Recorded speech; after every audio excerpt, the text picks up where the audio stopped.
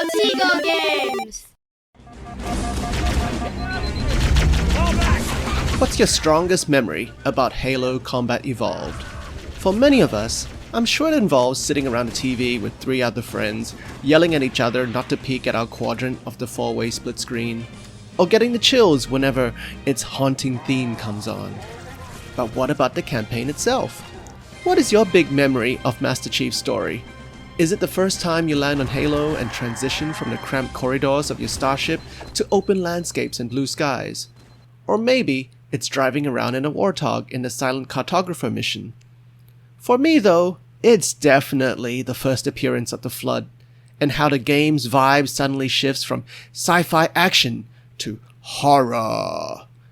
Today, we're going to talk about Halo Combat Evolved, and how it uses a tonal shift to trap you in a pit of unexpected terror. Welcome to Story Stripped Down, the podcast for storytellers.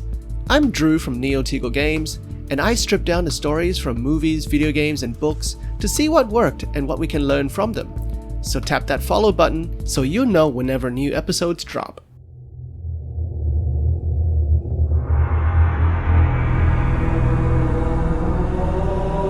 When I first bought my OG Xbox back in the day, I was with my friend Simon, and the only game I bought for it was Halo Combat Evolved. I can't remember how many levels of the campaign we played through when we got home and set it up, but we were definitely up all night playing this game. It was something else. There were first-person shooters before this game for sure, but games like Doom and Quake don't really have much of a story. They just have a vague understanding that you have to shoot everything trying to kill you, which is everything.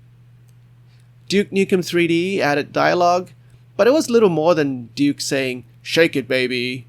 My friend Simon would be upset if I didn't mention Marathon, which apparently had a deep story, though it was told through chunks of text using in-game computer terminals. I didn't really play it.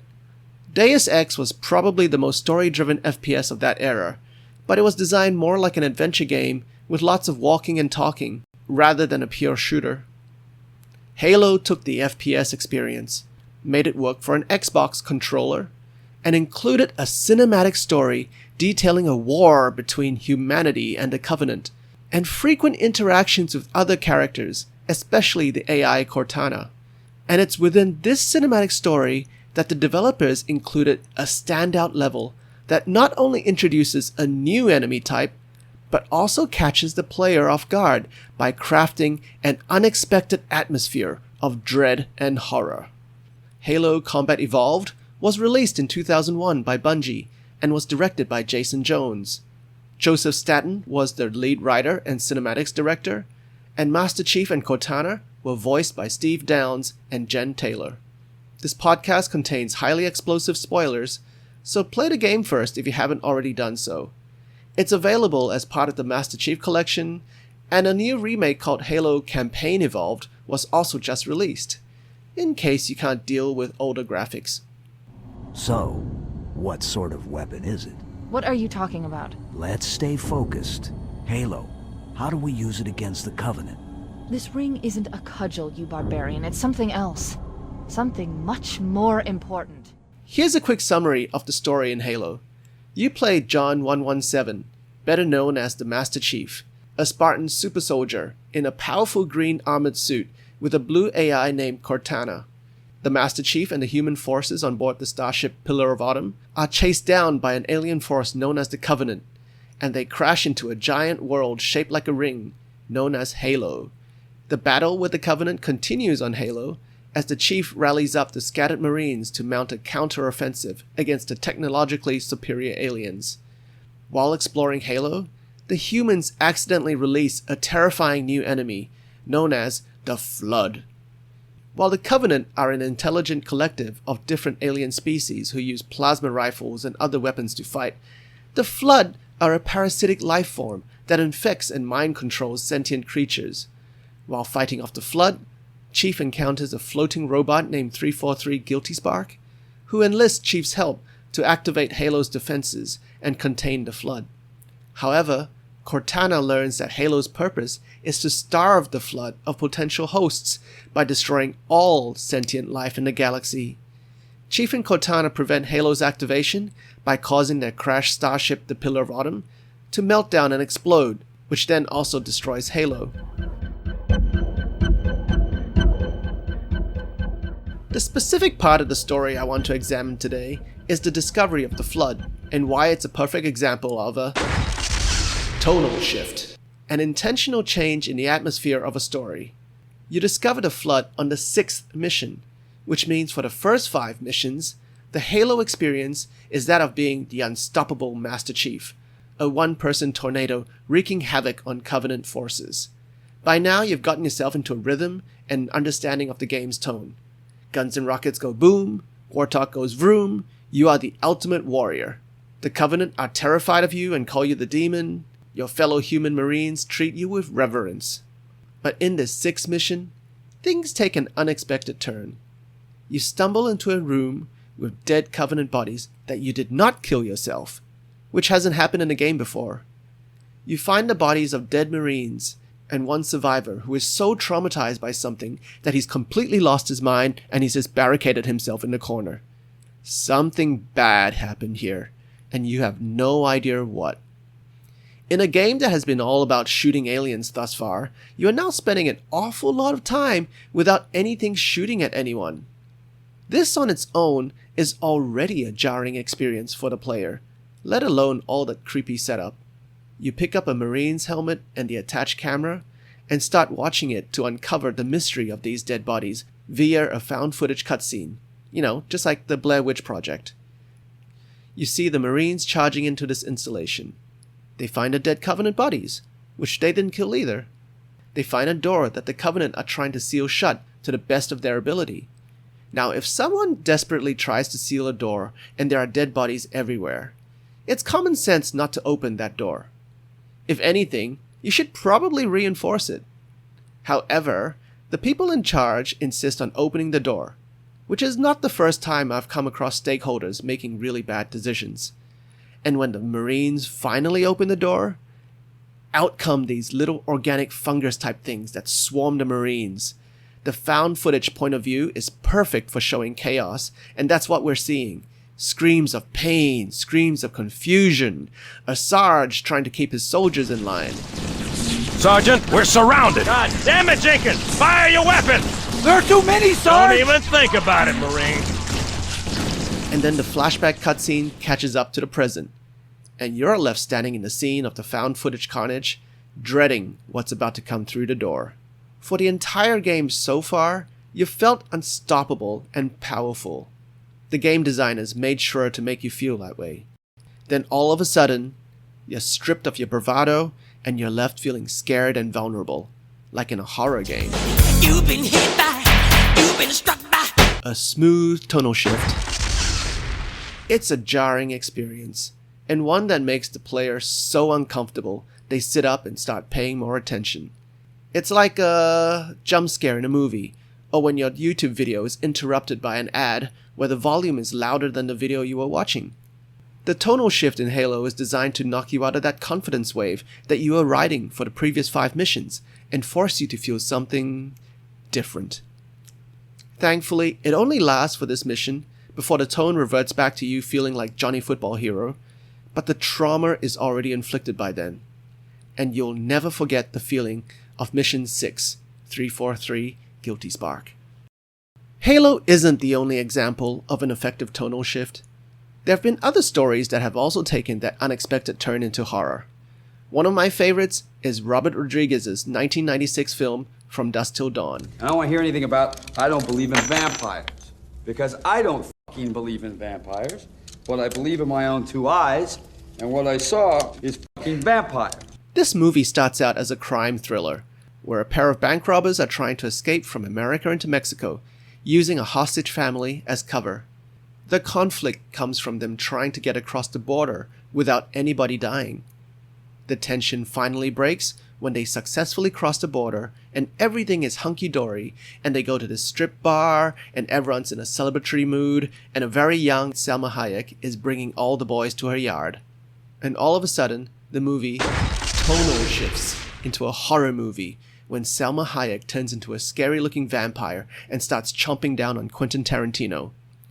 This change is so sudden and unexpected. It is as if the entire first half of the movie, with all the crime caper drama and the Tarantino-penned clever dialogue, was just a setup to lower your guard for Rodriguez to land a swift kick to your jiggly bits.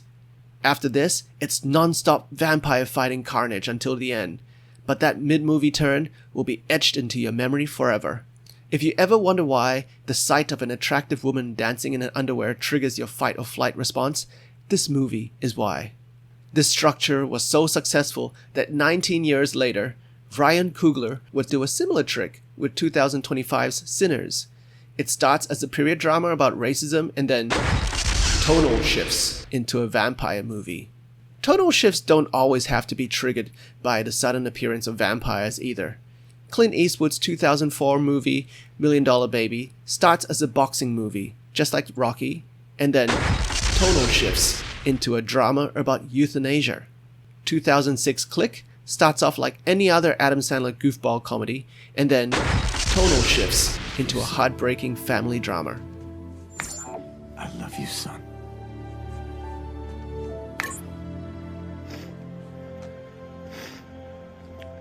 I love you too, Dad. Why are all these stories using tonal shifts? Well, it grabs your attention and slaps you out of whatever comfort zone you were previously in.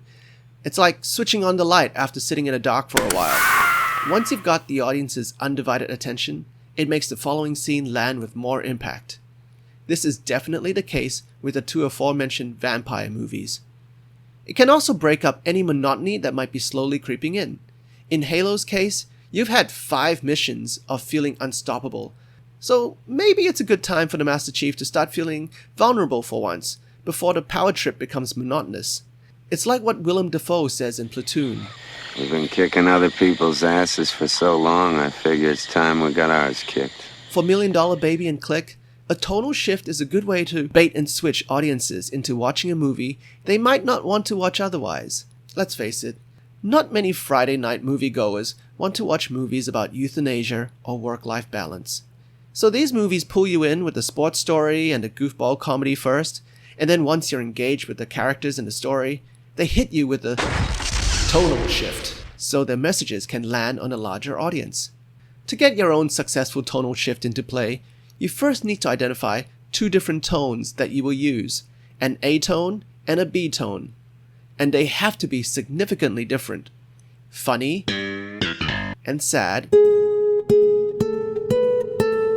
are contrasting tones. That'll work. Something like action and sci-fi action are not contrasting at all.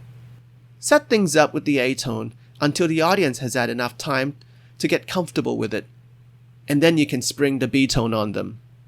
To prepare for the Flood's introduction, Bungie made a conscious effort to ensure nothing else looks like the Flood before you encounter them. Halo, as an environment, is devoid of fungus-looking plants or any animals at all. Every enemy in the first 5 missions is a technologically advanced alien with armor and guns, completely different from the organic, fungal-infested Flood creatures. In the lead-up to the Flood's appearance, Bungie crafted a slow-burn, tension-building horror sequence that lasts almost 7 long minutes. That's 7 long minutes of dread in a game where you usually have less than 7 seconds to take cover and let your shield regenerate. The other way to do it is a jarring handbrake turn. The opening scene of Scream first sets up a nice quiet evening for Drew Barrymore's character as she prepares popcorn in the kitchen. The phone rings, and she finds herself flirting with a charming stranger who dialed the wrong number. Everything is light and sweet, until the evening crashes when the stranger says something incredibly sinister. Why do you want to know my name? I want to know who I'm looking at. What did you say? In that one instant, everything changes. It's not a wrong number anymore. It's deliberate. And that voice, he's here, somewhere in her house. Halo and Scream are good examples of the different slow burn and jump scare style of tonal shifts, and both types can be effectively used depending on your story's needs. Do you want your audience to jump out of their seat in fright or push back into their seat in dread? In Halo, the turn to horror vibe is used only once for this particular mission, and then the game reverts to the usual sci-fi action vibe after. In From Dusk Till Dawn, once the tonal shift kicks in, the movie stays in its B-tone all the way through to the end. It never changes back to its crime caper. This is also a viable option, if your story calls for that. Lastly, a movie like Scream regularly shifts between teen comedy and horror, keeping the audience on their toes. It's also a good way to let the audience catch their breath with the teen comedy stuff in between bouts of extreme slasher violence. So let's sum up what we've learned about tonal shifts. 1. Tonal shifts are a good way to catch your audience off guard and really land a specific scene. Just make sure the two tones are significantly different from one another so the contrast is clear. 2. Tonal shifts can happen gradually over the course of a scene, or suddenly with a trigger moment. It depends on how quickly you want to steer the story. 3. Tonal shifts can take place in multiple points in a movie and as often as you'd like. Thank you for listening to Story Stripped Down. It feels great to come back to this after taking a short break to work on my book. If you enjoyed the way I analyze stories, please tap that follow button and get notified every time a new episode drops. I'd love to see your thoughts on Halo and tonal shifts, so please write a comment so we can trade notes. This episode of Story Stripped Down is written, produced, and hosted by me, Drew Pan. If you'd like to connect with me, you can find me on X as NeoTeagle Games. That's NeoTeagleGames. You can also find my game Gloom and Doom on Steam and all major consoles. It's a horror comedy visual novel about an ancient wraith and a teenage antichrist trying to prevent the apocalypse. If horror fantasy is not your thing, try my comedy novel Toxic Boss Fight, available on Amazon. This one's about office politics and the quest to find meaning at work. Take care everyone, keep on reading and writing.